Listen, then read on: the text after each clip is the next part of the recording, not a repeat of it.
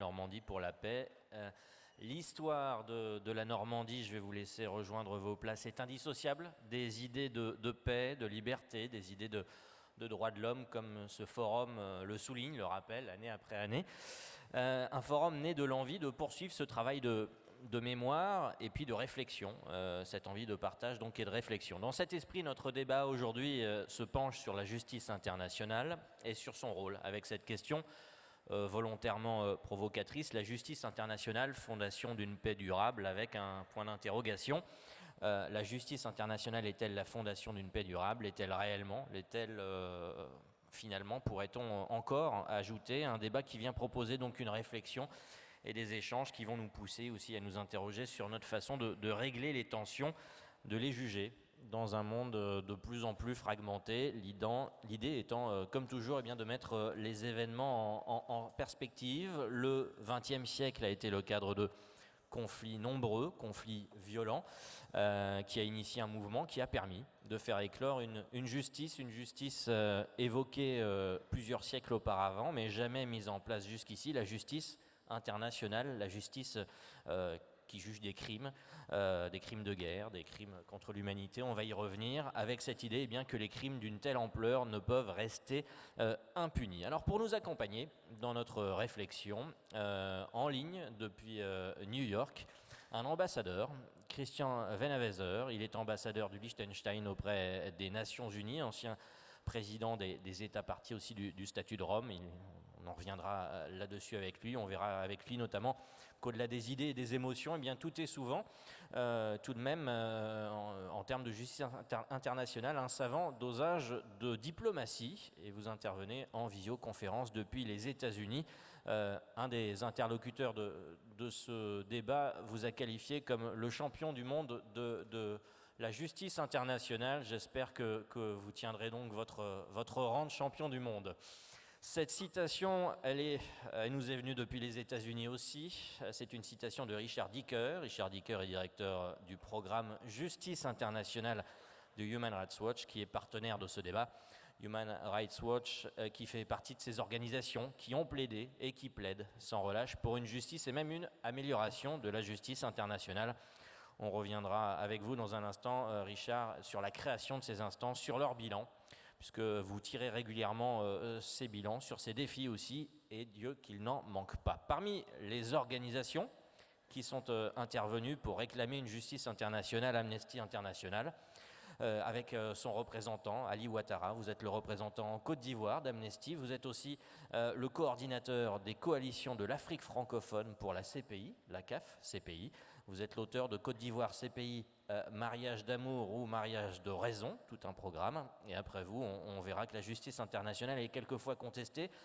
Elle peut avancer, puis rester bloquée, et que c'est une œuvre de longue haleine. Avec nous aussi Émilie Gaillard. Émilie Gaillard, vous êtes juriste, maître de conférence à Sciences Po Rennes, coordonnatrice générale de la chaire Normandie pour la paix. Vous nous accompagnerez au fur et à mesure de notre réflexion pour nous éclairer sur l'œuvre et sur la justice, et puis vous nous mènerez vers les défis de la justice internationale avec cette notion de droit des générations futures, voir également comment il peut être appliqué, et ça vient de sortir, c'est en anglais. Legal Actions for Future Generations, c'est exactement la dernière publication, la vôtre, celle de la chaire Normandie pour la paix. Avec nous enfin Thierry Cruvelier, vous êtes journaliste, auteur, rédacteur en chef de justiceinfo.net. Vous couvrez depuis 25 ans les crimes de guerre devant les principaux tribunaux internationaux contemporains, le Rwanda, la Sierra Leone, la Bosnie, le Cambodge. Vous avez aussi couvert le procès d'Hissène-Habré devant les chambres africaines extraordinaires au Sénégal. Vous avez écrit sur la question également, autant dire que vous avez suivi tout cela de près. On reviendra sur cette question pendant ce débat. Merci à tous d'être avec nous. Pour commencer, un peu d'histoire. Je vais me tourner vers les États-Unis et vers Richard Dicker. Vous intervenez depuis New York, je le rappelle, avec l'Assemblée générale des Nations Unies, avec le retrait américain d'Afghanistan. J'imagine que ces dernières semaines ont été un petit peu actives. Première question, Richard Dicker, elle concerne l'histoire. Comment est née l'idée de ces tribunaux et comment a-t-on pu mettre la justice internationale en place ?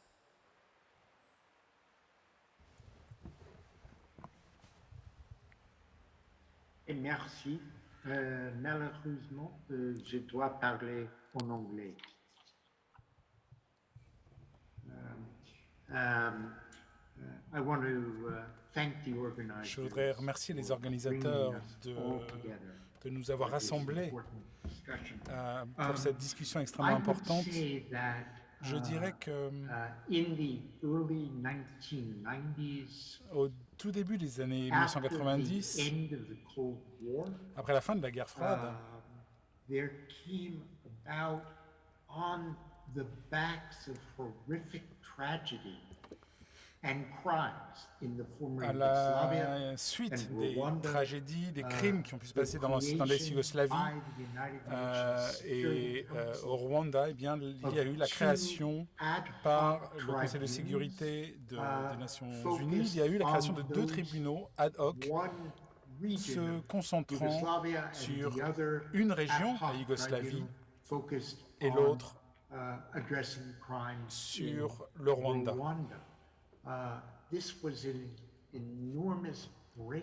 Ça, c'était une avancée extraordinaire. C'était la première fois depuis le procès de Nuremberg, à la fin de la Deuxième Guerre mondiale, qu'il y aurait des tribunaux internationaux qui allaient rendre justice sur des crimes contre l'humanité, sur des génocides, sur des crimes de guerre. 1 an ou 2 plus tard, mais avec un processus extrêmement différent, le traité de la Cour pénale internationale a commencé à être négocié et a été achevé. La différence, c'est que les négociations ont eu lieu entre 140 États, entre 140 gouvernements, et ces négociations, du début à la fin, ont duré près de 7 ans. Le traité lui-même s'est conclu par une conférence à Rome en juillet 1998 où 121 États ont voté pour qu'il soit adopté. Cela crée un sentiment de participation beaucoup plus fort, une adhésion beaucoup plus forte d'États autour du monde. Et c'est comme ça que ce traité, la Cour pénale internationale, a été créée, ou ce qu'on appelle le statut de Rome de la Cour pénale internationale. Et donc, il y a eu ensuite 60 ratifications et accords, et il fallait donc qu'il y ait ces 60 ratifications pour qu'ils soient mis en place. Il y a d'autres cours qui existent, une pour le Liban, une pour le Cambodge, mais la Cour pénale internationale est permanente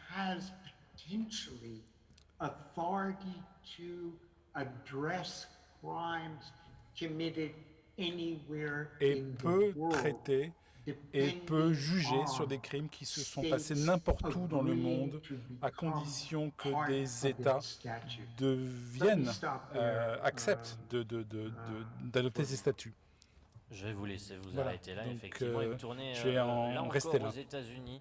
Merci Monsieur Dicker. Pour Monsieur Venaveser, en discutant hier avec les élèves, je parlais de justice internationale, on m'a parlé de Nuremberg, un tribunal militaire. Alors Monsieur Dicker parlait de cette justice internationale née de la Seconde Guerre mondiale. L'idée de la justice internationale, c'est aussi au départ l'idée de punir les bourreaux pour reconnaître la victime, son calvaire, et donc pour permettre la paix. Tout d'abord, merci beaucoup pour l'invitation. C'est un plaisir d'être avec vous et je vais continuer en anglais comme mon ami Richard depuis New York.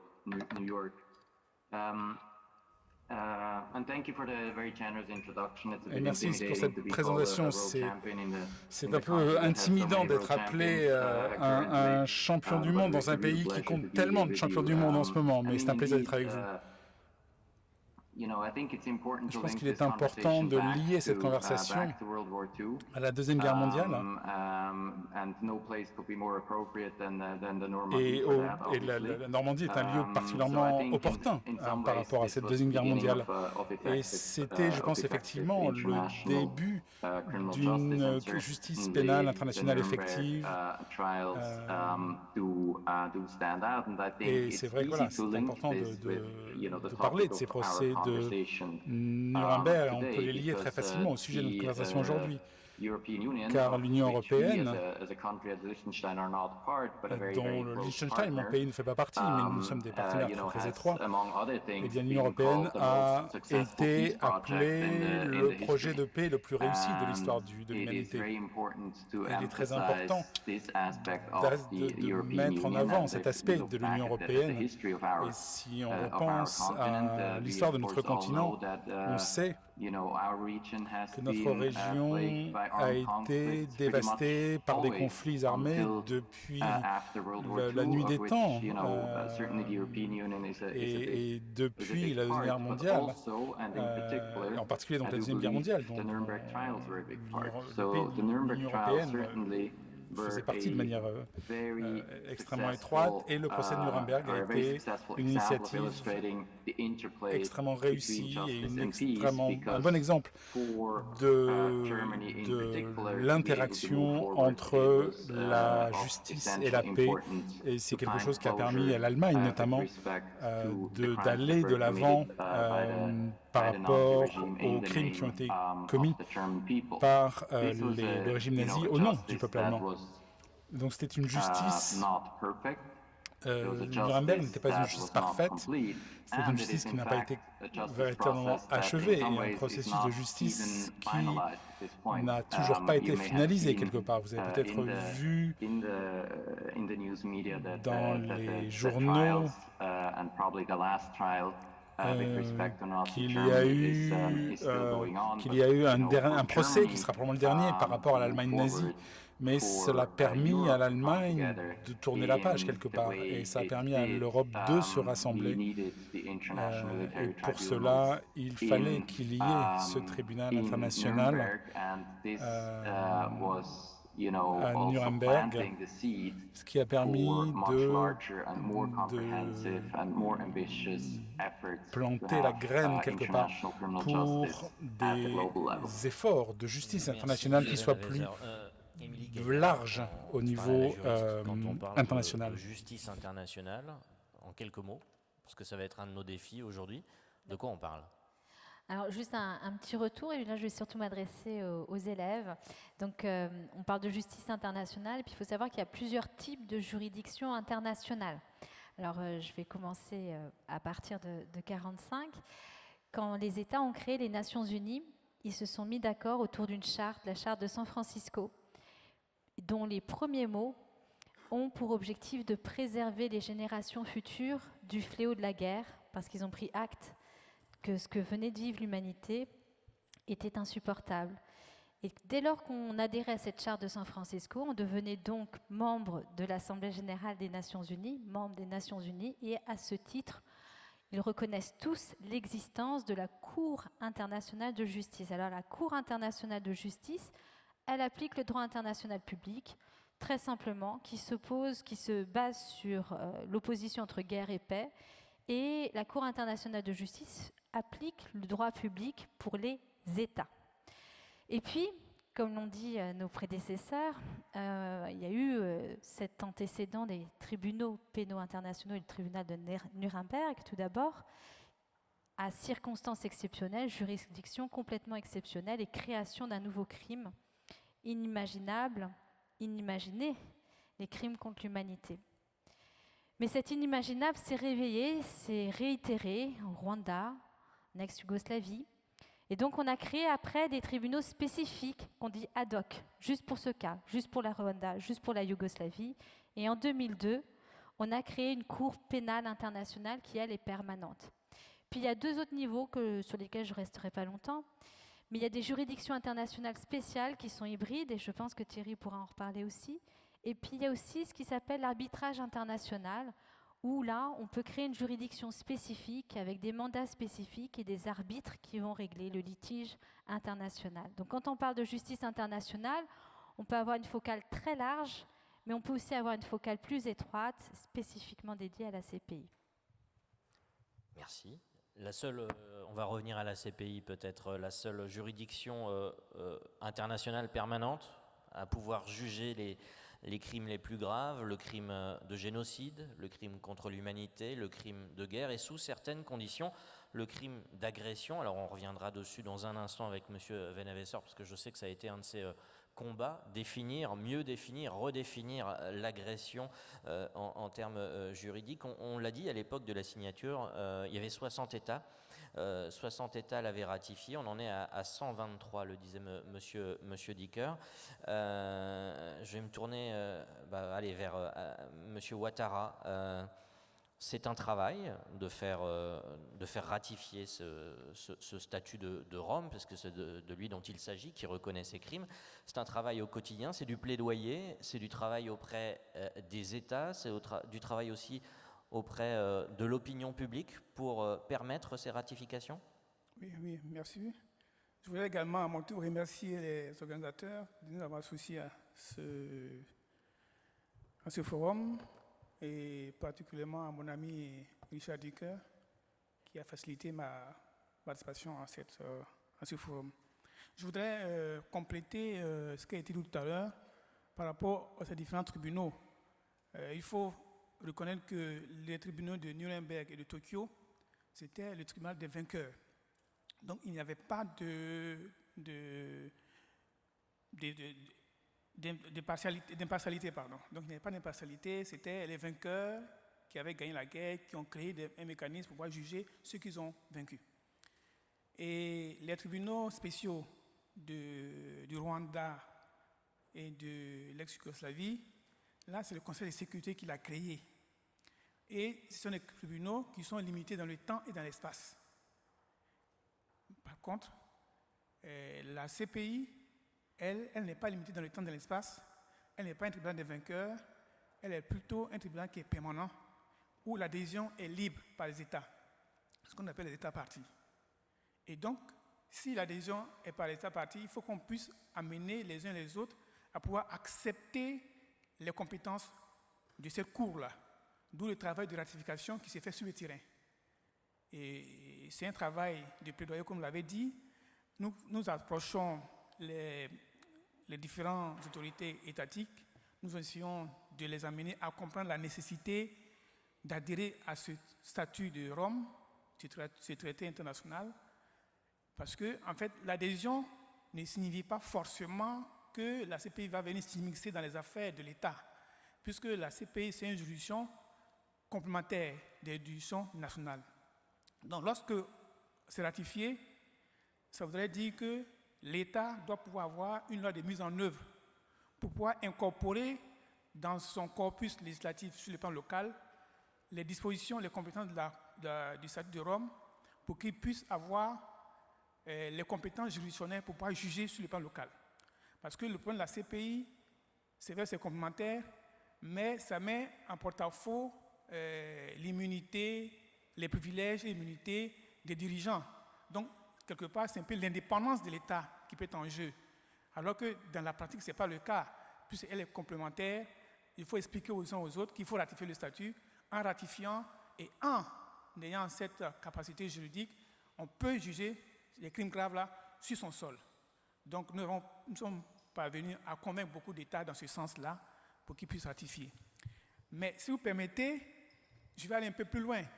Parce que le forum d'aujourd'hui, la question fondamentale, c'est la justice. Est-ce que la justice internationale peut être une fondation pour une paix durable?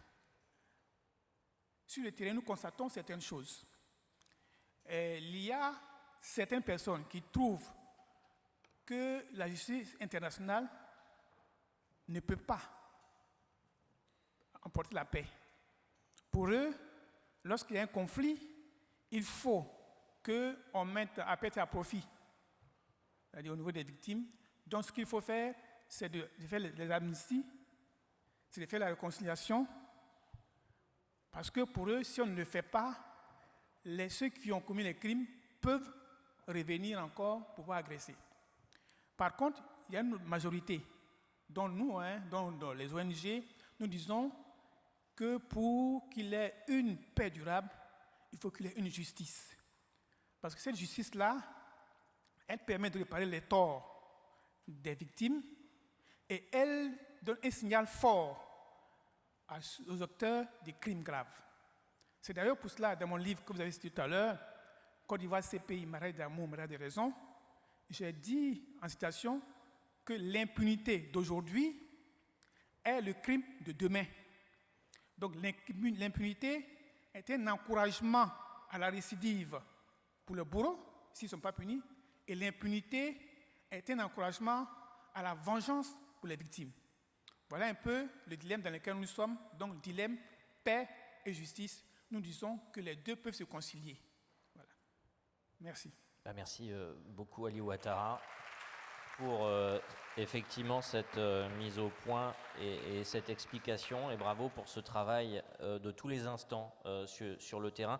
On va revenir dans un instant vers M. Venneweser qui ensuite devra nous quitter. Thierry Clevelier, vous avez vous aussi en creux consacré votre vie à la justice internationale à votre façon, puisque vous avez d'ailleurs consacré votre journée aujourd'hui en enchaînant les deux débats sur la justice internationale, mais vous êtes reporter, vous avez couvert des guerres, en Sierra Leone, en Afrique, dans les Balkans aussi. Enfin, vous avez été très présent sur les conflits. Et puis derrière, eh bien, vous avez fait partie de ceux qui ont suivi la justice sur la justice internationale, comment elle était rendue, parce qu'il y a le temps du conflit, le temps du crime, il y a le temps ensuite de l'instruction, et puis le temps ensuite du procès et peut-être du jugement. Rendre la justice, M. Ouattara l'évoquait à l'instant, c'est important pour les victimes, mais c'est un temps très long pour les victimes. C'est un temps très long et c'est beaucoup plus compliqué à mon avis, ce que les gens imaginaient au début des années 90 quand les tribunaux pour l'ex-Yougoslavie ou le Rwanda ont été créés. Et puisqu'on est un peu dans cette histoire de la justice internationale, je vais essayer de vous amener à l'histoire présente parce que il s'est passé quand même beaucoup de choses depuis la création des tribunaux par l'ONU il y a 25 ans. On a d'abord testé donc ce modèle un peu international avec d'idées de cours qui sont installées très loin des lieux où les crimes ont été commis et qui sont animés par des juges, des procureurs, des enquêteurs qui viennent de toutes sortes de pays et souvent pas du pays où les crimes étaient commis, avec l'idée à l'époque légitime, défendable, que c'était ainsi qu'on rendrait une justice plus indépendante. Et puis on s'est aperçu que ces tribunaux étaient très déconnectés des sociétés pour lesquelles ils avaient été créés, rendaient pas forcément une justice très pertinente, étaient de moins en moins efficaces, de plus en plus symboliques, et on a commencé à évoluer vers des tribunaux hybrides, donc mixtes, où là on avait un mélange de responsabilités entre nationaux et internationaux. On essayait de les rebaser dans le pays où les crimes avaient été commis pour être plus près des communautés et plus pertinents par rapport à la restauration de l'état de droit. Et puis ces tribunaux hybrides, ils ont aussi finalement pas été très efficace non plus, et aujourd'hui on est quand même dans une situation où tout ce modèle de justice pénale internationale est en crise, et que ce qu'on observe beaucoup depuis quelques années, c'est plus un retour vers le national qu'un développement encore plus important des juridictions internationales qui finalement aujourd'hui sont très symboliques dans leurs actions, dans leurs jugements. Elles jugent extrêmement peu de gens. Elles sont souvent isolées, déconnectées toujours des sociétés et ont développé des bureaucraties qui les rendent assez peu efficaces. Donc elles sont là, elles existent, elles ont toujours leur place dans l'ensemble des options qui sont disponibles pour les sociétés qui sortent des conflits. C'est sûrement important de les avoir, mais ce n'est pas là aujourd'hui, à mes yeux, où se joue la plus grande créativité, l'inventivité en matière de justice d'après-guerre. Donc ça, je trouve que c'est assez important de garder en tête qu'on a connu une période folle de justice pénale internationale et que celle-ci, elle est en déclin pour au moins deux facteurs internes qui sont le dysfonctionnement des tribunaux eux-mêmes, et géopolitiques qui sont que cette fenêtre qui s'était ouverte dans les années 90 et qui permettait le développement de ces cours s'est terminée après le 11 septembre et aujourd'hui le Conseil de sécurité de l'ONU n'est pas prêt à créer de nouveau ce type de tribunaux. Donc ces deux facteurs font qu'on voit beaucoup d'autres choses se faire aujourd'hui. C'est beaucoup plus national. Le national est finalement beaucoup plus flexible et créatif aujourd'hui, non seulement par rapport aux crimes classiques de guerre, crimes contre l'humanité, mais aussi par rapport à des violences de masse contemporaines dont je pense que Émilie va nous parler et qui sont très pertinentes pour vous, pour vos générations. La guerre existe toujours, la dictature aussi, donc on aura toujours besoin de mécanismes de justice qui répondent à ça, mais on est aussi face à beaucoup d'autres violences liées à l'environnement, aux migrants, à la responsabilité des entreprises, aux peuples autochtones, et même à la question coloniale aujourd'hui, vous avez vu, qui remonte énormément, et où tous les mécanismes de justice, en fait, alors là, j'élargis le champ à ce qu'on appelle la justice transitionnelle, donc tous les types de réponses qu'on peut avoir qui ne sont pas forcément des types de justice pénale. Il y a plein d'autres façons de rendre justice après des violences de masse ou de chercher justice. Et donc tout ce champ-là est extrêmement dynamique aujourd'hui et peut-être à mes yeux beaucoup plus intéressant, beaucoup plus raccroché à des problématiques contemporaines que les grands tribunaux internationaux qui font un peu partie quand même. Ils sont là, mais c'est pas tellement là où ça se passe aujourd'hui à mes yeux. Alors du coup, on va se tourner vers M. Venneweser. Il a été président des États parties, donc président des États qui ont ratifié ce statut de Rome qui a permis la création de ces juridictions.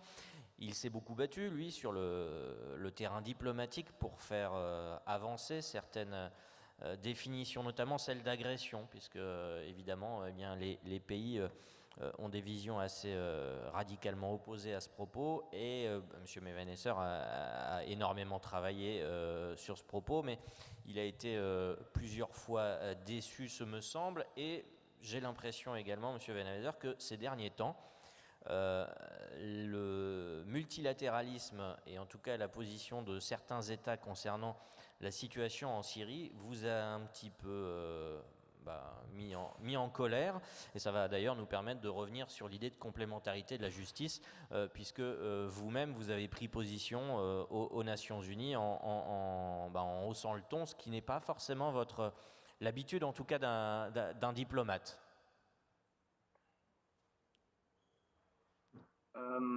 As far as Syria, you're saying? Vous avez parlé de la Syrie. Je ne dirais pas cela. Je pense que notre action a été très diplomatique. Simplement, nous avons dit que nous avons créé la Cour pénale internationale pour justement poursuivre le type de crime qui a été commis en Syrie. C'est pour ça qu'elle a été créée. Malheureusement, il est impossible pour cette Cour d'appliquer son mandat. C'est la triste réalité. Le Conseil de sécurité des Nations Unies est le seul organe qui peut créer ce mandat sur la Syrie pour la CPU. Cela n'a pas été fait. C'était la décision à prendre par le Conseil, mais il y a eu un veto de la Fédération de Russie et de la Chine. Et donc nous avons réfléchi à des alternatives. Et l'alternative que nous avons présentée à l'Assemblée générale, c'était d'avoir un nouveau mécanisme afin d'avoir un bureau de poursuite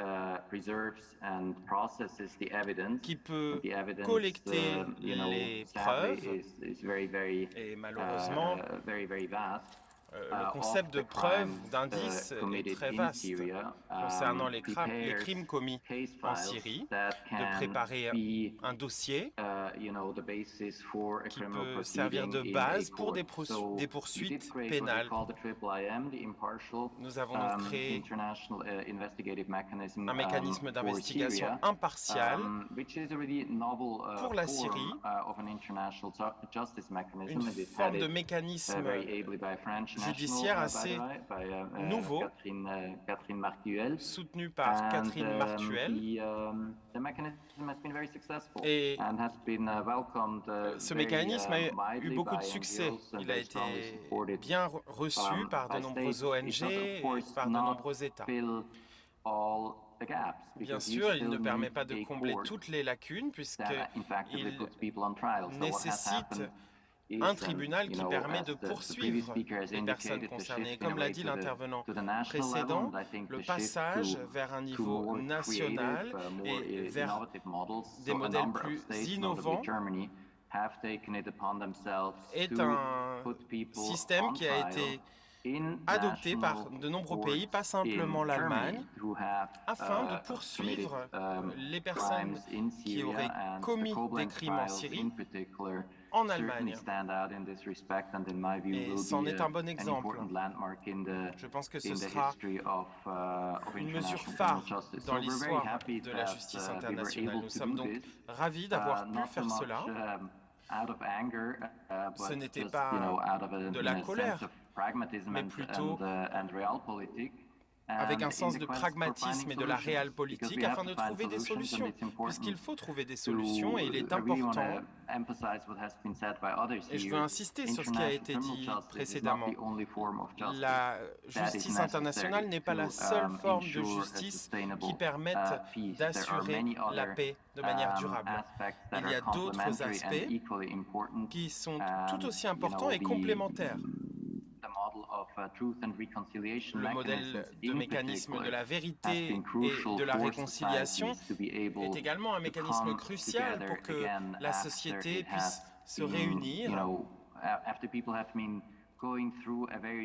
après une expérience extrêmement traumatisante et collective. Et donc, que les personnes puissent se réunir de manière positive et puissent avancer ensemble, eh bien, cela est tout aussi important selon moi. Merci beaucoup. Peut-être l'opportunité justement d'évoquer ensemble le bilan, enfin les limites de cette justice internationale, souvent pointée du doigt, le manque de moyens pour établir des enquêtes, pour accompagner les victimes, les limites aussi internationales, les vétos, l'abandon des enquêtes sur les Britanniques en Irak, l'abandon de l'enquête sur les Américains en Afghanistan, ce qui a poussé beaucoup de pays à parler de justice à deux vitesses, et notamment en Afrique, à l'Ouattara, où il a été de plus en plus difficile de porter la parole d'une justice internationale. Merci. Je voudrais, avant de répondre à vos préoccupations, revenir sur ce que l'ambassadeur a dit tout à l'heure. D'abord, les féliciter pour le travail qui a abattu. Voilà. Maintenant, dire que ces pays a des forces et des faiblesses. Je ne vais pas donner toutes les forces ni les faiblesses, mais l'un des éléments des forces de la CPI, c'est le Conseil de sécurité, qui peut, par rapport au chapitre 7 des Nations Unies, demander à la procureure d'ouvrir une enquête sur un terrain où il y a un conflit qui engendre des crimes graves. Mais en même temps que c'est une force, mais cette même disposition par rapport à la saisine de la CPI qui permet donc au Conseil de sécurité de faire ce pouvoir-là, c'est également une faiblesse. Une faiblesse parce que le Conseil de sécurité est un organe très politique, ce que nous décrivons tout le temps. C'est politique et c'est au gré des intérêts des États, des membres permanents, qu'ils demandent l'ouverture d'une enquête. Le cas de la Syrie, on a vu ce qui s'est passé avec l'opposition de la Russie et tout ça. Ce sont les intérêts qui sont en jeu. Et en plus, il y a beaucoup de ces membres-là qui ne sont pas États partis. Donc, quelle est la légitimité de ce Conseil de sécurité-là dont les États-Unis ne sont pas États partis, la Chine n'est pas État parti, la Russie n'est pas État parti, et c'est ceux qui vont décider de l'avenir. Donc, comprenez qu'il y a un problème. Donc, en même temps que c'est une force par rapport au maintien de la paix, mais également, c'est aussi une faiblesse. Donc, la solution, c'est la réforme du Conseil de sécurité. Bon, là, c'est un autre volet. Voilà.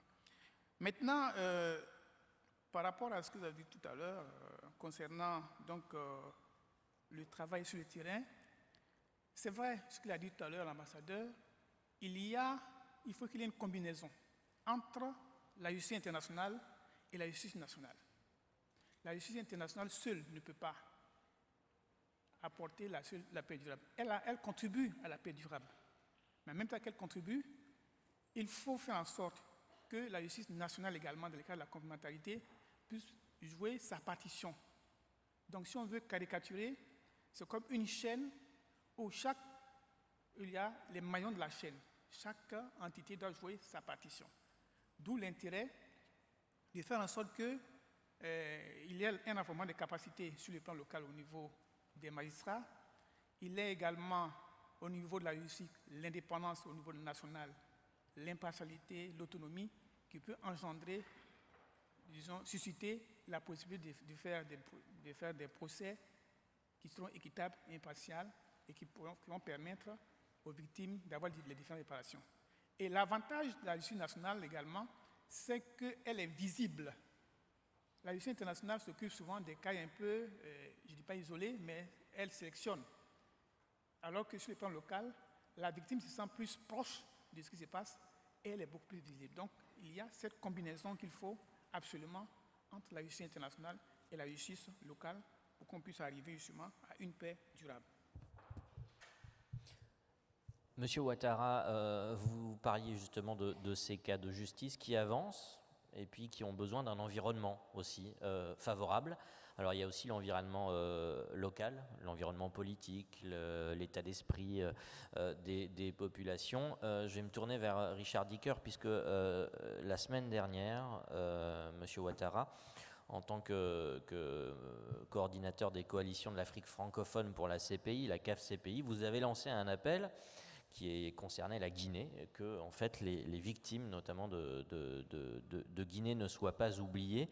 Un crime sur lequel, notamment Human Rights Watch également avait alerté quelques semaines avant. Richard Dicker, faire attention comme ça à des cas qui semblent très bien partis, parce que le ministre de la Justice guinéen précédent, par exemple, avait accompagné le travail d'enquête, et puis le fait que ça soit stoppé en cours, c'est un travail à mener en parallèle pour que la justice soit rendue, pour accompagner le pays dans cette justice?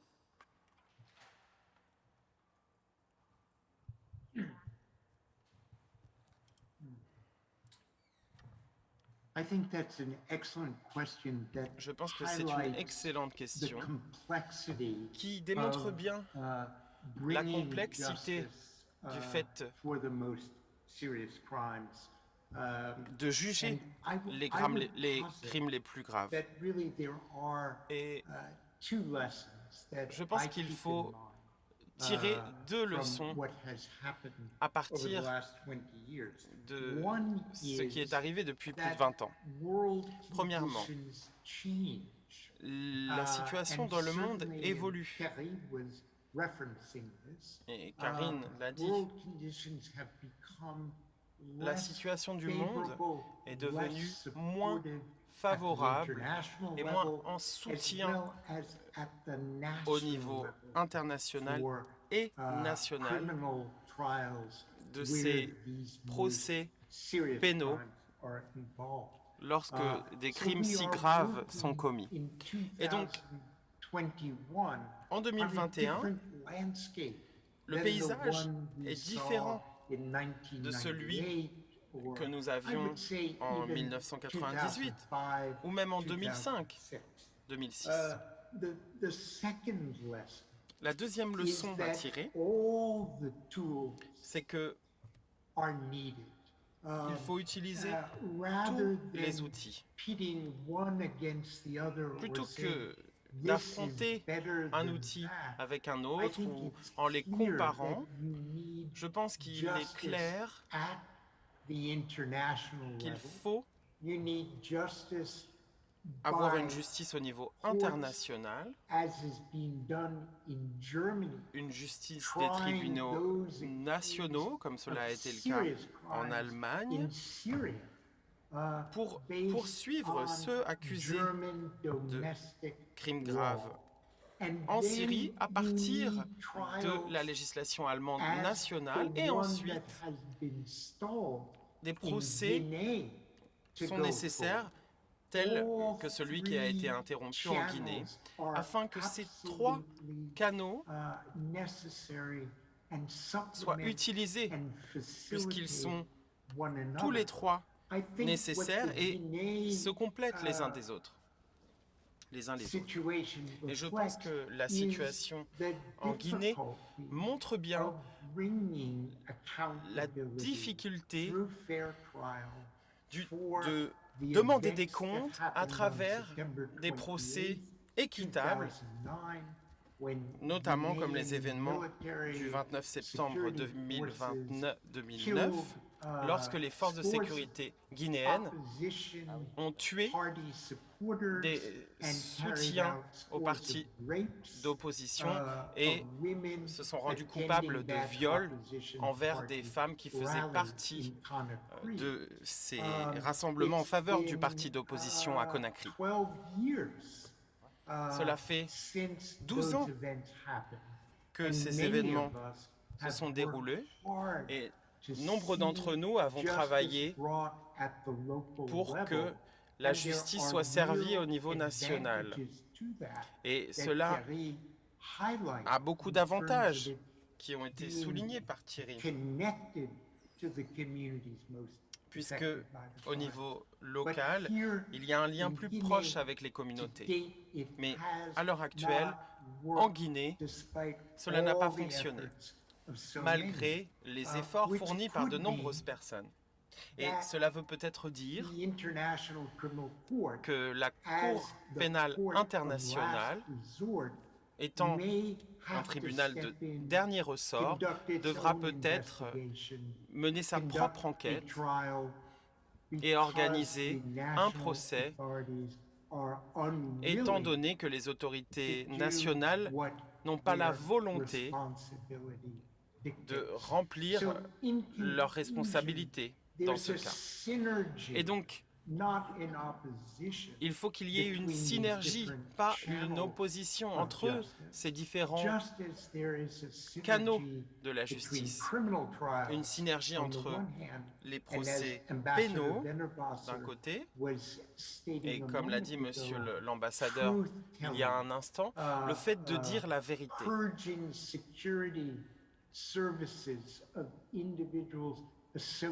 Que ces services de sécurité, ces personnes associées à des crimes doivent rendre des comptes. Et on a besoin que tous ces outils fonctionnent ensemble afin de penser les blessures profondes créées par la commission de ces crimes contre l'humanité, crimes graves. Ce débat, vous m'avez parlé des défis, mettre la pression, communiquer, changer les stratégies. Et en fait, Ali Ouattara, vous avez parlé des stratégies d'enquête. Vous m'avez dit, c'est ce qui fait capoter très régulièrement ces histoires, ces affaires, et en fait, qui fait que la justice ne peut pas être rendue. Alors, je vais vous demander d'être assez concis, mais est-ce que vous pourriez aller plus loin sur cet aspect-là? Merci. Je prends le cas de la Côte d'Ivoire, mon pays. Voilà. Vous savez qu'en Côte d'Ivoire, il y a eu 2 belligérants au conflit. Il y a M. Laurent Gbagbo, l'ancien président, et les partisans de M. Ouattara. De part et d'autre, il y a eu des commissions de crimes. Et le procureur, M. Ocampo à l'époque, a voulu d'abord de faire les enquêtes de façon séquencée. C'est-à-dire qu'il a voulu d'abord faire une enquête sur les partisans de M. Gbagbo, qui a perdu le pouvoir, et puis laisser les partisans de M. Ouattara. C'est une stratégie que le procureur a adoptée. Aujourd'hui, on voit les conséquences sur le terrain. Et donc, il y a eu 3 mandats d'arrêt qui ont été émis, M. Gbagbo, M. Blé Goudé et Mme Simone Gbagbo. Et nous, en tant que ONG, on a fait du plaidoyer auprès du procureur pour demander qu'également il y ait Côte d'Ivoire 2. En fait, c'était Côte d'Ivoire 1 qui était la première situation, qu'il y ait Côte d'Ivoire 2. Et quand vous avez lu mon analyse par rapport au retard des enquêtes, Côte d'Ivoire 2, jusqu'à la traîne, et le bureau parle de problème de ressources. Et donc, ce qui fait qu'aujourd'hui, les partisans de M. Ouattara sont restés sans avoir été inquiétés et on a plutôt fait la promotion de ces personnes souvent qui ont été inculpées à travers la commission Vérité et Réconciliation au niveau de la Côte d'Ivoire. Ces personnes ont été promues. Et donc, ça veut dire que la stratégie d'enquête peut avoir une influence négative sur le résultat qu'on attend. Quand on prend le cas de Kenya par exemple, où c'était de façon équilibrée. Il y avait 3 opposants, 3 membres du pouvoir. Voilà. Donc, il faut que le bureau voit sa stratégie d'enquête. Et on vient d'apprendre dernièrement qu'au niveau de l'Afghanistan, c'est aussi un autre problème de stratégie d'enquête, hein, le fait que le procureur demande à ce qu'on enquête seulement sur une partie, et les talibans, et puis l'autre, les États-Unis, tout ça, bon, on laisse tomber. Ça discrédite la Cour, ça fait qu'il y a une justice des vainqueurs, comme au temps de Nuremberg, puisqu'on s'appuie sur le pouvoir en place pour pouvoir juger les opposants. C'est un peu ça qui se dessine. Donc aujourd'hui, ces sentiments de justice des vainqueurs, c'est ce qu'il y a en Côte d'Ivoire. En Côte d'Ivoire, on dit que c'est la justice des vainqueurs parce que c'est M. Ouattara qui a gagné les élections. Donc c'est lui qui est au pouvoir et la CPI s'est appuyée sur lui pour arrêter M. Gbagbo, pour l'envoyer à la Cour. Voilà. Thierry Crevellier, la justice des vainqueurs, vous avez suivi beaucoup de ces conflits et puis de ces tribunaux internationaux, le Rwanda, Sierra Leone, Bosnie, Cambodge. Enfin, la justice des vainqueurs, c'est ce qui est reproché.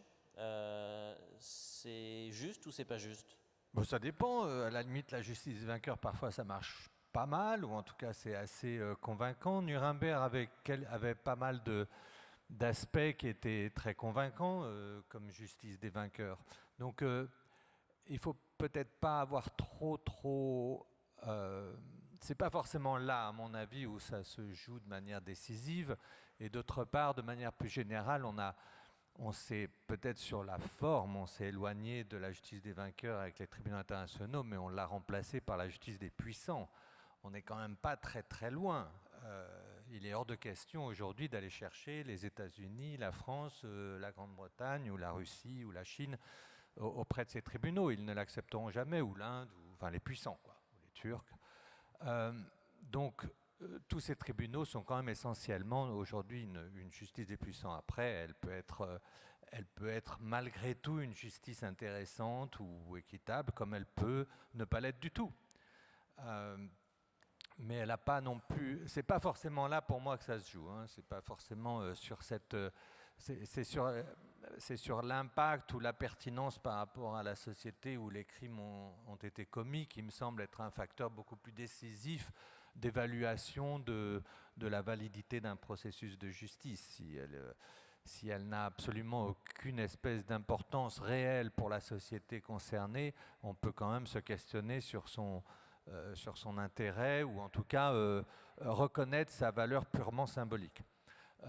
Donc par exemple, vous voyez, si on veut se transporter un peu sur ce qui se passe aujourd'hui, les 2 grands événements pour moi de justice ces derniers temps, ça a été des exemples nationaux. Richard rappelait, et l'ambassadeur aussi, qu'il n'y a quand même pas que la justice pénale comme réponse de justice aux violences de masse. Loin de là, les questions de réparation sont énormes et sont généralement très négligées. La question de la recherche de la vérité est centrale. Donc c'est toutes ces questions de commission vérité.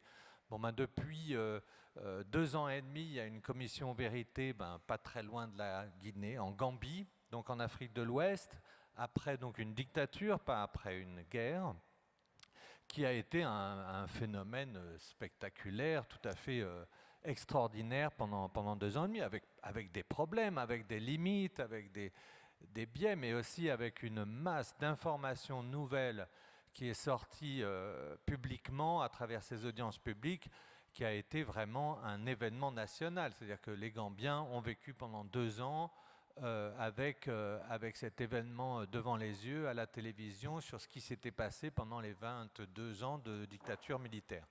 Bon, voilà, on verra ensuite ce sur quoi ça peut déboucher. On y arrive directement, ouais. Je pense.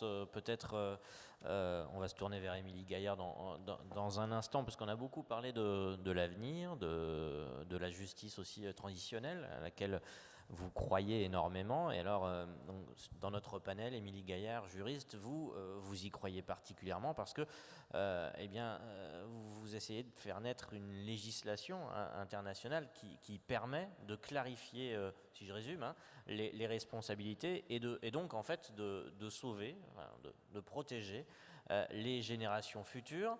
Un État, l'archipel de Vanuatu vient d'intenter, en tout cas un appel devant la CPI, demande un avis légal sur les conséquences du changement climatique. Et ça, en fait, c'est la première conséquence, on va dire, de vos travaux sur ce que peut devenir cette justice internationale.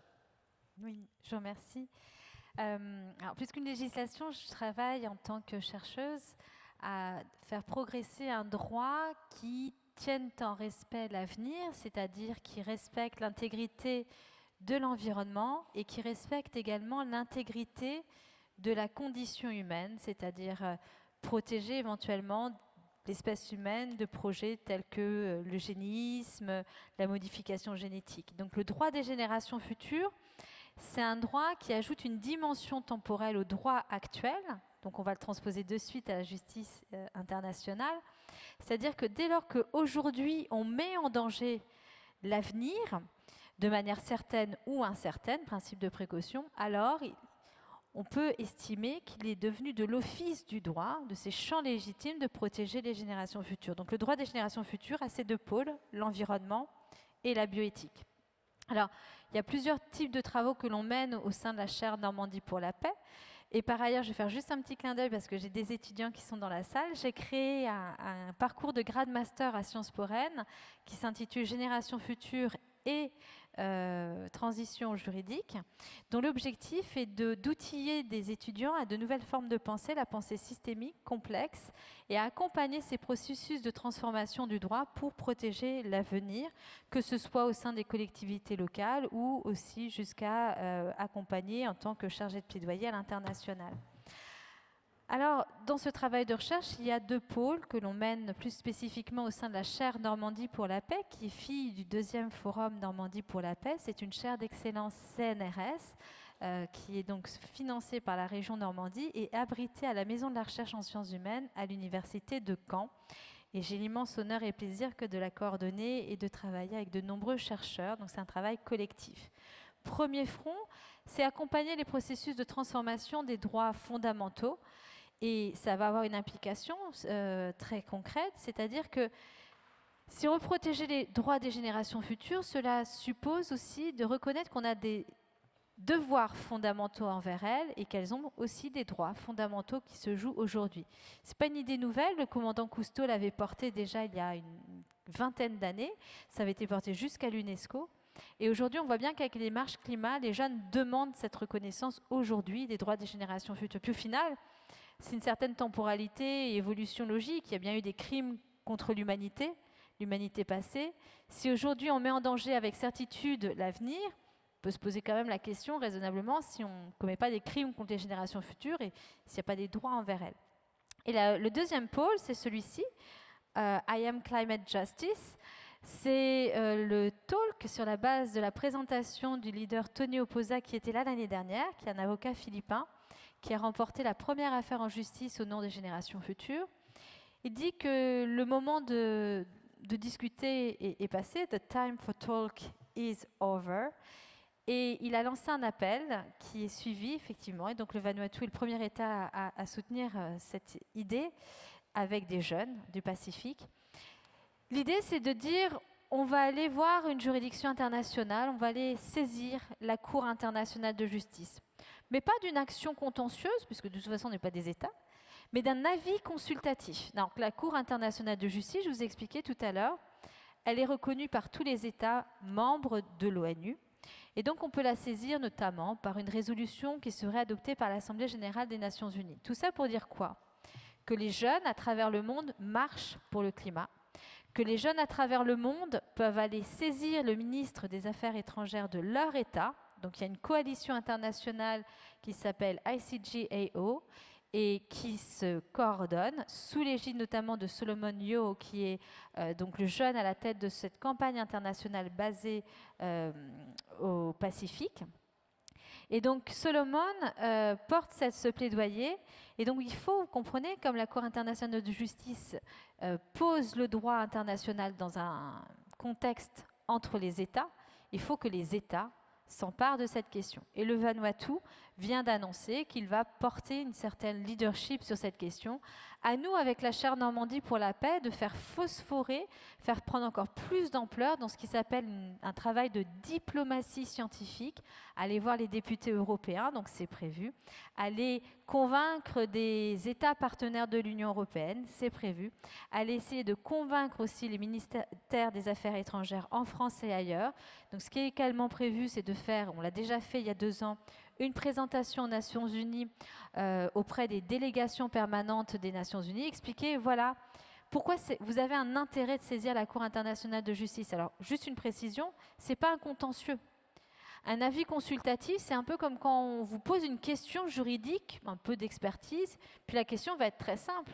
On va demander à la Cour internationale de justice, qui est la cour la plus légitime, pour parler du droit des générations futures, quelles sont les obligations des États au regard du droit international pour faire face au changement climatique, que ce soit tant par rapport aux générations actuelles, aux générations futures, sachant que l'approche, elle n'est pas centrée sur l'être humain, elle n'est pas anthropocentrique, elle est aussi en lien d'interdépendance et de haut respect de l'environnement. Donc c'est une aventure qui est fort stimulante de diplomatie scientifique, je répète, I am climate justice. L'idée, donc, c'est juste d'établir des responsabilités. Alors, on peut rappeler que l'archipel de Vanuatu a été frappé par 2 cyclones en 5 ans, et donc, forcément, il se considère un petit peu victime du changement climatique et pas forcément accompagné dans sa lutte contre le changement climatique. L'idée, donc, c'est d'établir des responsabilités. La réponse, ça serait quoi aux Nations Unies en 2022 ? L'idée, c'est de mettre la pression un peu pour permettre une prise de conscience ? Alors, plus que de la réparation, nous, on se situe devant la Cour internationale de justice, c'est d'agir plus. C'est-à-dire que agir après, demander une réparation, and so what, ça ne va pas apporter grand-chose. En fait, on est dans une justice et un droit d'anticipation. Justement, l'objectif de ce droit des générations futures, c'est d'anticiper des catastrophes. Donc c'est aujourd'hui que se joue, notamment à Genève, la reconnaissance et la proclamation du droit à un environnement sain des générations futures.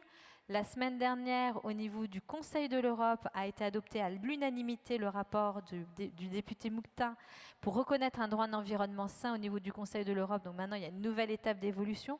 On voit bien qu'au niveau mondial, il y a une lame de fond avec ces actions en justice climatique, que ce soit contre les États, contre les multinationales ou contre des pétitions, on voit bien qu'il y a une demande de justice climatique et elle se joue maintenant et que notre jeunesse, elle joue un rôle majeur. Donc l'idée, c'est de dire et de positionner la Cour internationale de justice, puisqu'en fait on rend la justice si on est mis en situation, de lui poser l'occasion de dire maintenant, la crise climatique c'est une urgence et c'est ça qui doit primer par rapport à bien d'autres systèmes, notamment, je l'espère, le droit international économique qui vit bien sa vie librement à côté. Monsieur Venaweser, à New York, vous allez encore avoir beaucoup de travail avec ces interventions sur le droit des générations futures, beaucoup de diplomatie en perspective. Quel œil vous jetez sur ces démarches, au-delà du surplus de travail ?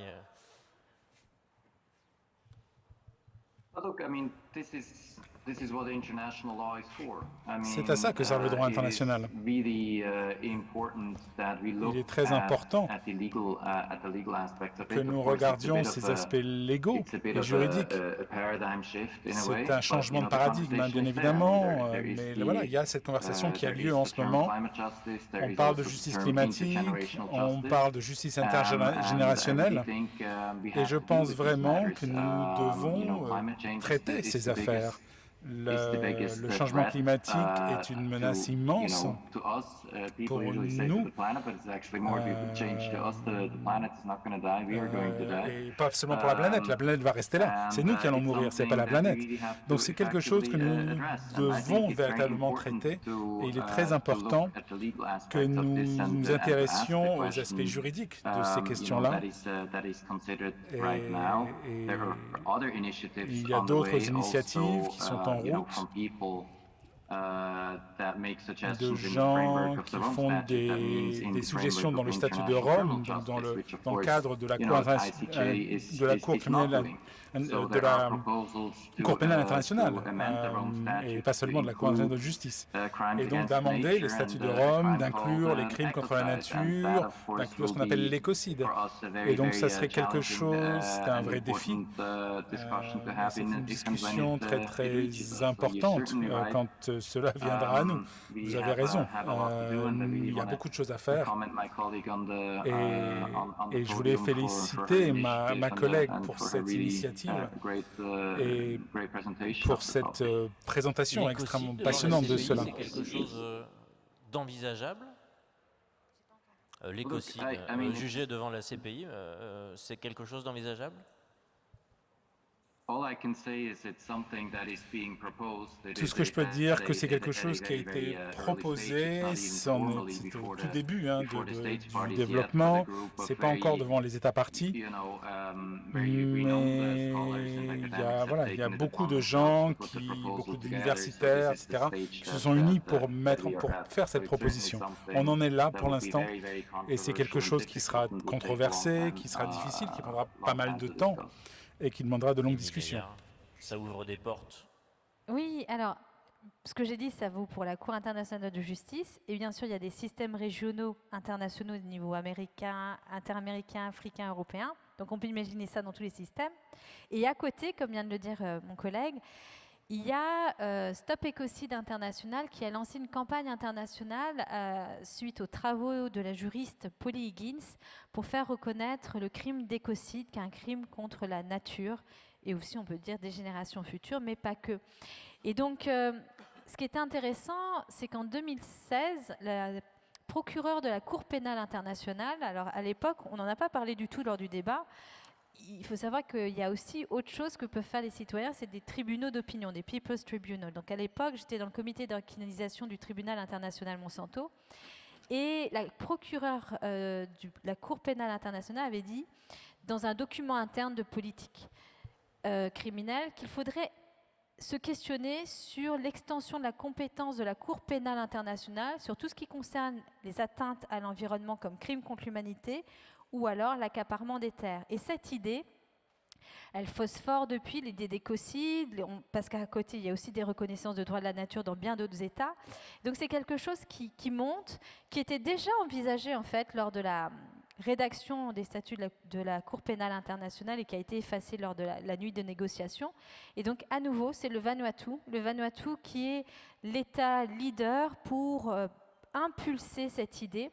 Une définition vient d'être rendue par un collège avec des experts et des non-experts, mais des experts comme Philip Sands.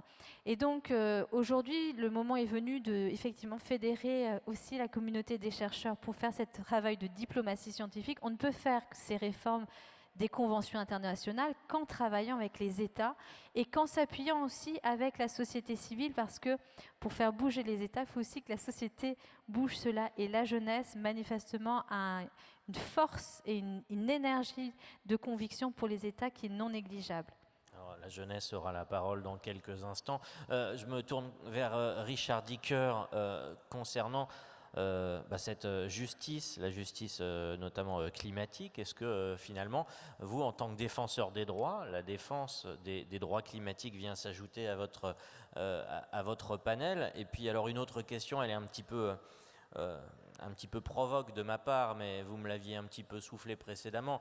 Vous êtes défenseur des droits, mais vous êtes également américain. Alors américain concernant le fonctionnement des juridictions internationales, américain également concernant le climat.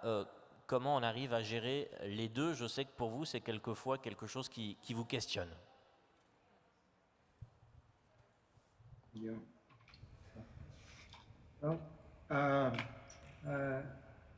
Several questions there. Il y a plusieurs questions. Let me take the last question. Je vais commencer par la dernière. Being an American, le fait d'être américain, je le suis, also being an advocate for justice, et d'être quelqu'un qui essaye de mettre en place de la justice via des cours internationales quand c'est nécessaire. Je pense que ça exige, ou ça exige de ma part et de mes collègues, de reconnaître une réalité extrêmement basique qui a été mentionnée dans nos conversations, mais qui n'a pas encore été traitée directement.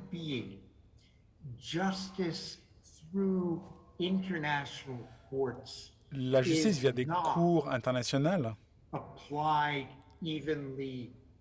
n'est pas appliquée de manière égale à tous, de manière homogène. C'est une réalité qui reflète les disparités en termes de pouvoir militaire, pouvoir économique et autres. Plusieurs intervenants, je ne sais plus si c'est Thierry ou Ali, ont fait allusion à ça.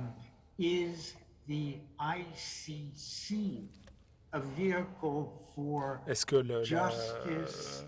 la CPI n'est simplement qu'un véhicule qui sert à servir les puissants contre et à appliquer la justice des puissants sur les moins puissants? Et la réalité, c'est que des États comme la Fédération russe, la République populaire de Chine, les États-Unis, la Turquie, l'Inde, l'Arabie saoudite, et on pourrait en ajouter, n'ont toujours pas rejoint le statut de Rome. Ça veut dire que l'autorité de la CPI n'est pas appliquée de façon... Enfin, le statut de Rome qui permet à la CPI d'être appliquée de façon consensuelle.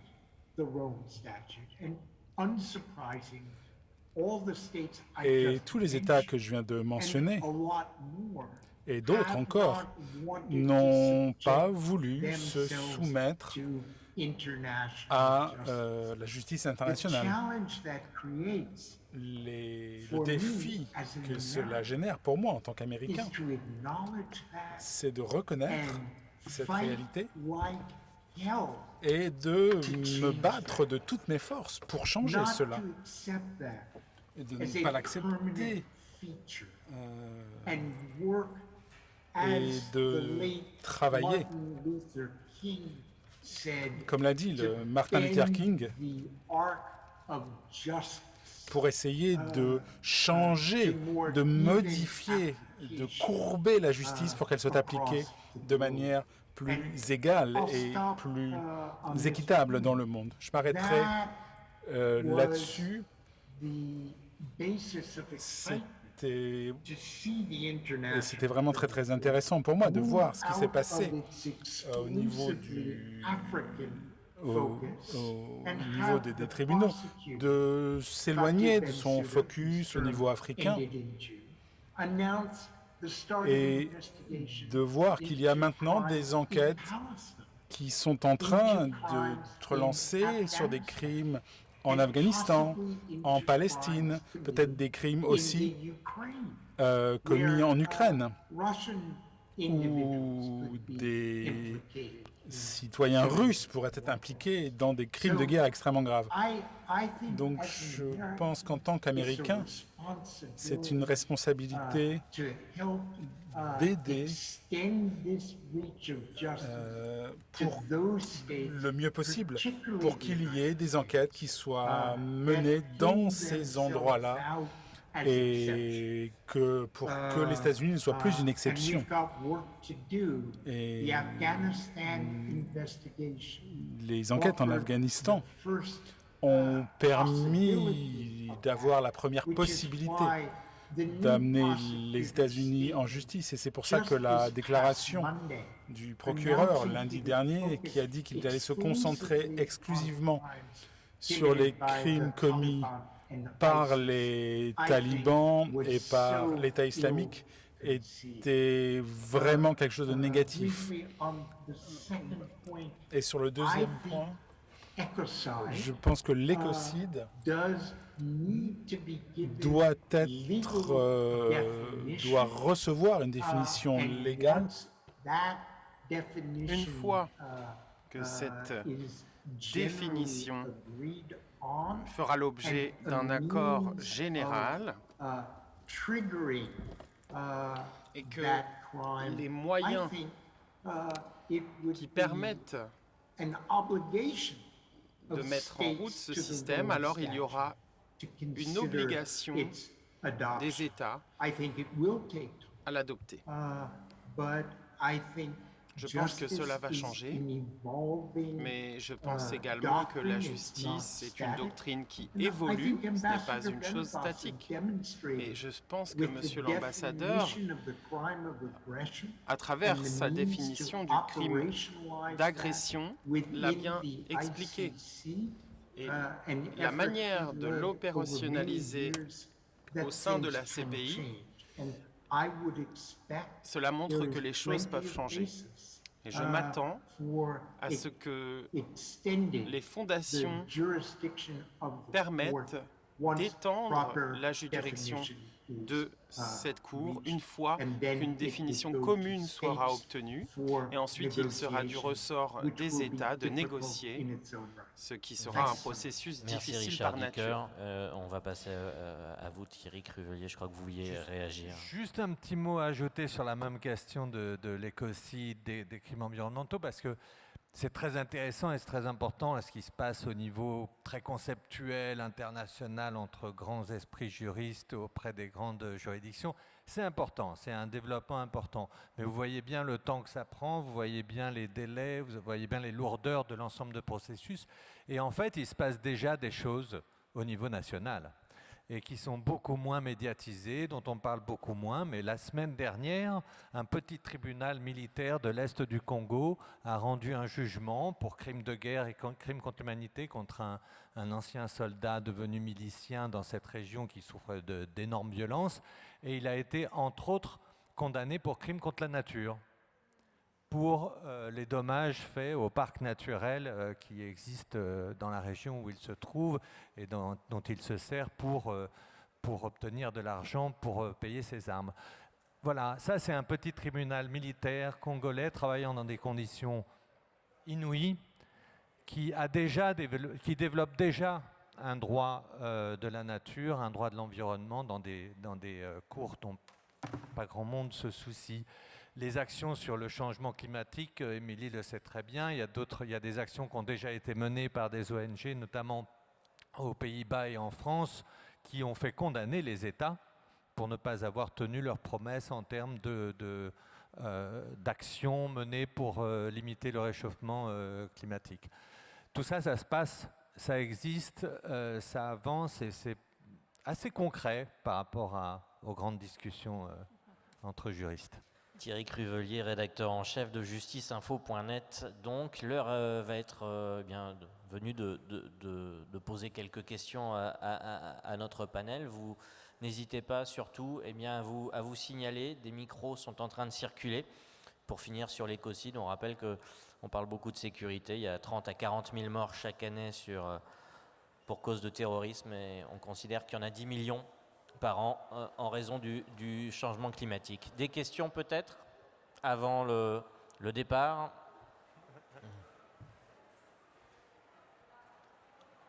On en a au moins une. Bonsoir et merci pour la qualité du débat. J'avais une petite question dans ce contexte de crise un peu de la justice internationale. Est-ce que la médiation peut constituer une alternative? On l'a vu à l'œuvre dans des pays en Israël et entre Israël et les Palestiniens, en Rwanda, au Sri Lanka ou dans d'autres pays. Est-ce que c'est quelque chose qui, aussi en tant qu'il permet des fois des solutions créatives, comme disait M. Cruvelier, peut être peut permettre un meilleur accès à la justice et un meilleur accès à la paix. Sans doute, de toute façon, il y a tellement de méthodes différentes que toutes peuvent être, à la limite, utilisées dans des contextes particuliers. La médiation, elle est peut-être plus utile par rapport au souci de terminer un conflit, d'amener des parties à discuter, plutôt, enfin à ma connaissance en tout cas, plutôt que comme mécanisme de justice d'après-guerre, par exemple. Mais ça peut être très intéressant, bien sûr, pourquoi pas. C'est un outil parmi d'autres. Petite notion que j'ai quand même évoquée au panel précédent qu'il faut peut-être garder tous en tête, le type de justice que vous aurez après la guerre dépend directement de la façon dont vous l'aurez terminée, la guerre.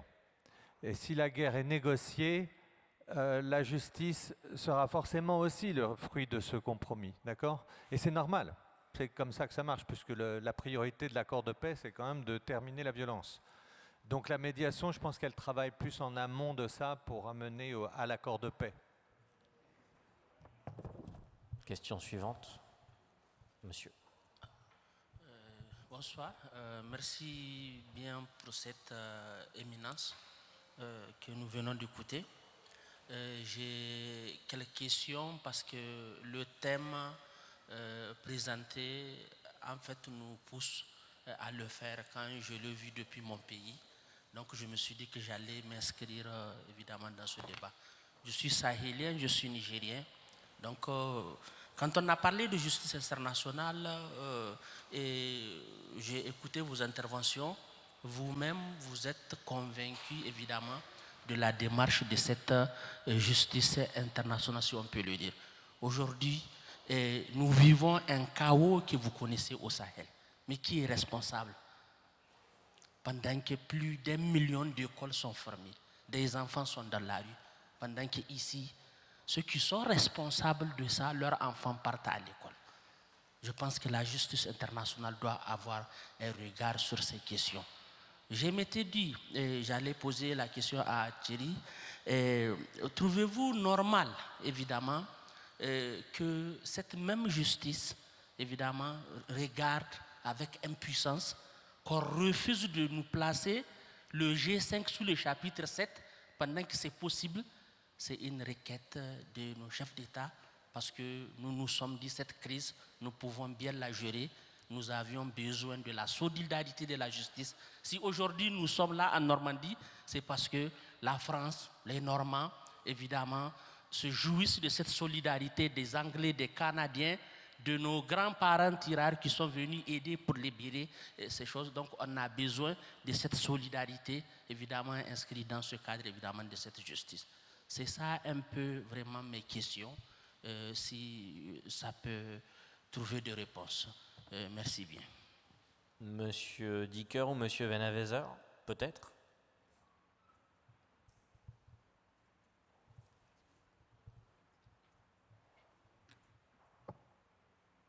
I'm happy to defer to you, Richard, also because I really have to leave. But I want to thank everybody for including me. Premier, puisque je dois vous quitter. Mais en tout cas, merci de et m'avoir merci d'être invité. resté longtemps avec nous. Monsieur Dicker, merci encore.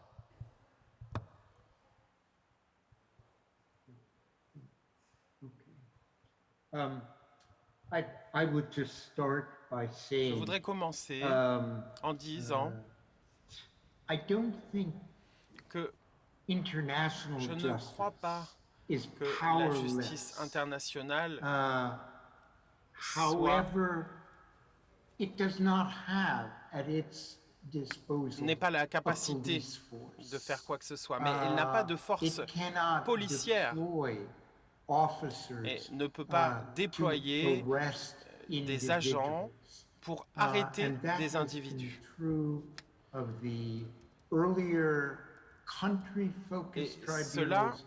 It is true of the International est le cas Criminal pour Court. les premiers tribunaux et c'est le cas pour la Cour pénale internationale. Cela fait partie de ses faiblesses. What that requires is greater support.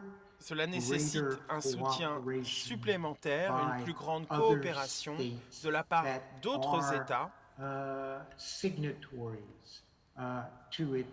signataires de ces statuts. Concernant votre première question, vous avez parlé du Sahel, du Niger, en demandant si cette situation pourrait être examinée par la Cour pénale internationale. Je pense que cela dépend s'il y a des conduites qui correspondent à des crimes contre l'humanité dans le chaos que vous avez décrit. S'il y a des meurtres à grande échelle et systématiques ou des actes de torture qui sont commis dans le cadre d'une politique, alors il pourrait être dit qu'il s'agit là de crimes contre l'humanité. Mais l'ACPI a un seuil très élevé dans cette définition et dans le type de crimes sur lesquels elle peut exercer son autorité. Et donc, une analyse juridique serait nécessaire. Je ne crois pas que la CPI serait en mesure d'investiguer sur le chaos que vous avez mentionné. Il faudrait qu'il y ait des crimes de guerre ou crimes contre l'humanité. Je m'arrête sur ce point et donne la parole aux autres panélistes pour qu'ils répondent à la question. En attendant une autre question par rapport à cette question. Moi, je voudrais seulement dire qu'il y a trop d'attentes par rapport à la CPI. Il y a trop d'attentes par rapport à la CPI. Donc la CPI, c'est vrai, a suscité beaucoup d'espoir, mais il y a trop d'attentes. La CPI a des limites. Elle a des forces, elle a des faiblesses. Il faut tenir compte de cela. Elle est complémentaire, comme on l'a dit, des juridictions nationales. Donc il faut tenir compte de cette donne-là. Le devoir régalien d'un État, c'est de faire en sorte que sa population soit en sécurité, que lorsqu'il y a des crimes, qu'on puisse aller à des procès équitables. Bon, donc la CPI, comme on l'a dit, elle vient en appoint. Comme l'a dit Richard, c'est un tribunal de dernier ressort. Donc, il faut compter d'abord sur la juridiction nationale. Et puis, pour parler de paix, je me permets de revenir encore sur le point de la paix. Il y a un volet qu'on a mis en veilleuse, c'est ce volet de la culture. C'est fondamental. Même s'il y a des juridictions qui sont là, des mécanismes qui sont là, il faut que la population ait cette culture de paix, cette culture du respect des droits humains. Également, le volet sociologique également. Le cas de la Guinée, c'est un exemple. Lorsque des dirigeants se permettent de faire des réformes constitutionnelles pour pouvoir changer, modifier la Constitution, pour avoir un troisième mandat, évidemment, c'est une question de sociologie, ça rentre en compte dans le volet de coup d'État constitutionnel. Donc, lorsqu'on a ce comportement, cette habitude-là, évidemment, ça ne pourra pas instaurer la paix dans le pays. Il faut qu'on fasse en sorte qu'on puisse éviter ce genre de situation, d'autant plus que même la Cour pénale de l'Union africaine en projet condamne les mandats, les troisième mandats. Donc, à ce niveau, on est africain, on peut dire qu'aujourd'hui, l'Union africaine a failli également, la CEDEAO également a failli. Voilà ce que je voulais apporter comme élément pour dire qu'il y a beaucoup de défis à relever au niveau de la CPI. Parmi ces défis-là, il y a évidemment le fait de faire accepter par les uns les autres l'impartialité de la CPI. C'est fondamental. Il y a trop d'attentes, Thierry Crevellier, autour de la CPI, et cette culture de la paix n'est pas assez présente? Qu'il y ait trop d'attentes auprès de la CPI, là, oui, mais alors vraiment infiniment trop. Là, il faudrait arriver à ramener complètement le débat, à mon avis, à un autre niveau pour être raisonnable. Encore une fois, ce que peut éventuellement faire la CPI est tellement minime et tellement symbolique que lui donner toutes ces attentes est une recette pour la déception et la désillusion. Il faut vraiment, je pense là, se remettre les choses en tête et ne pas mettre cette cour sur ce piédestal qui ne lui sert pas en plus. Donc ça, c'est le premier point. Deuxièmement, il faut aussi faire attention, un tribunal n'arrête pas la guerre. Hein. Ce n'est pas la justice qui arrête la guerre. Donc il faut aussi, là, en fonction des priorités ou des défis qui se présentent, il ne faut pas se tromper de réponse. Une guerre, un conflit se termine soit par une victoire d'une des parties sur l'autre, soit par une paix négociée. Mais ce qui est au centre de cette négociation, s'il y en a une, c'est ce que je viens de dire tout à l'heure, ce n'est pas la justice, c'est l'arrêt des violences, c'est la paix. La justice peut être un élément de la négociation, mais elle n'est pas ce qu'on négocie. D'accord ? Et donc ça, je crois qu'il faut juste remettre les choses dans leur ordre politique naturel.